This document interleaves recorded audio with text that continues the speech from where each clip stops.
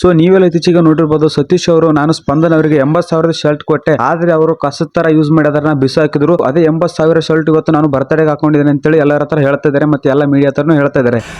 80,000 shirt ಇದು 80,000 shirt ಇದು ಬಂದು ಲೀಗಲ್ ಆಗಿ ಅವ್ರಿಗೆ ಕೊಟ್ಟಿದ್ದೆ, ಆದ್ರೆ ಅವರು ಅದನ್ನ ಕಸ ತರ ಎಲ್ಲೆಲ್ಲೋ ಬಿಸಾಕ್ತಾ ಇದ್ರು. ಸೊ ಅದಕ್ಕೆ ಇವಾಗ ಬಿಗ್ ಬಾಸ್ ಮನೆಯಿಂದ ಸ್ಪಂದನ್ ಅವರು ಹೊರಗಡೆ ಬಂದ ಮೇಲೆ ಆ ಶರ್ಟ್ ಗೆ ರಿಪ್ಲೈನ ಕೊಟ್ಟಿದ್ದಾರೆ. ಏನ್ ರಿಪ್ಲೈ ಕೊಟ್ಟಿದ್ದಾರೆ ಅಂತೇಳಿ ನೋಡ್ಕೊಂಬರೋಣ ಅಂತ ಬನ್ನಿ. ಸೊ ಮೊದಲನೇದಾಗಿ ಸ್ಪಂದನ್ ಅವರು ಏನ್ ಹೇಳಿದಾರಪ್ಪ ಅಂದ್ರೆ, ಸೊ ನನಗಂತೂ ನಿಜವಾಗ್ಲೂ ಗೊತ್ತಿಲ್ಲ ಅದು 80,000 ಶರ್ಟ್ ಅಂತೇಳಿ. ಜಸ್ಟ್ ಸುದೀಪ್ ಸರ್ ಅದನ್ನ ಹೋಗಿ ನಾವು ತಗೊಂಬ ಅಂತಂದ್ರು, ತಗೊಂಬೋದು, ನಾನು ಅಲ್ಲಿ ಡ್ರಾ ನಲ್ಲಿ ಇಟ್ಟಿದ್ದೆ, ಅಷ್ಟಕ್ಕೆ ಅವರು ಬಿಸಾಕಿದ್ದಾರೆ ಅಂತ ಹೇಳಿದರೆ. ಸೊ ನನಗಂತೂ ಗೊತ್ತಿಲ್ಲ ಅದು 80,000 ಶರ್ಟ್ ಅಂತೇಳಿ. ಆದ್ರೆ ಎಲ್ಲರಿಗೂ ಇನ್ನೊಂದು ಕ್ವಶನ್ ಏನಪ್ಪಾ ಅಂದ್ರೆ, ಡಾಗ್ ಸತೀಶ್ ಅವರು ಏನಂತ ಹೇಳಿದ್ರಪ್ಪ ಅಂತಂದ್ರೆ, ಸ್ಪಂದನ್ ಅವರು ಹೊರಗಡೆ ಬಂದ್ಮೇಲೆ ಈ ಶರ್ಟ್ ಅವರಿಗೆ ಕೊಡ್ಬೇಕಂತೇಳಿ ಎತ್ತಿಟ್ಕೊಂಡಿನಿ ಅಂತ ಹೇಳಿದ್ರು. ಬೇಕಾದ್ರೆ ಕ್ಲಿಪ್ ಹಾಕ್ತೀನಿ ನೋಡ್ಕೊಂಡ್ ಬನ್ನಿ.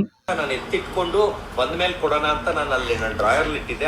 ಆದ್ರೆ ಏನ್ ಮಾಡ್ತೀರಾ ಪಾಪ ಡಾಗ್ ಸತೀಶ್ ಅವರು ಏನ್ ಮಾಡಕ್ಕಾಗುತ್ತೆ, 80,000 ಶರ್ಟ್ ಅಲ್ವಾ, ಅವ್ರು ಬಂದ್ರು ಕೂಡ ಕೊಡೋದಾಗಿಲ್ಲ, ಅದಕ್ಕೋಸ್ಕರ ಅವರೇ ಹಾಕೊಂಡು ಮೆರಿತಾ ಇದಾರೆ. ಇದನ್ನೆಲ್ಲ ಕೇಳಿಸ್ಕೊಂಡಂತ ಸ್ಪಂದನ್ ಅವರ ರಿಯಾಕ್ಷನ್ ಹೆಂಗಿತ್ತು ಗೊತ್ತಾ?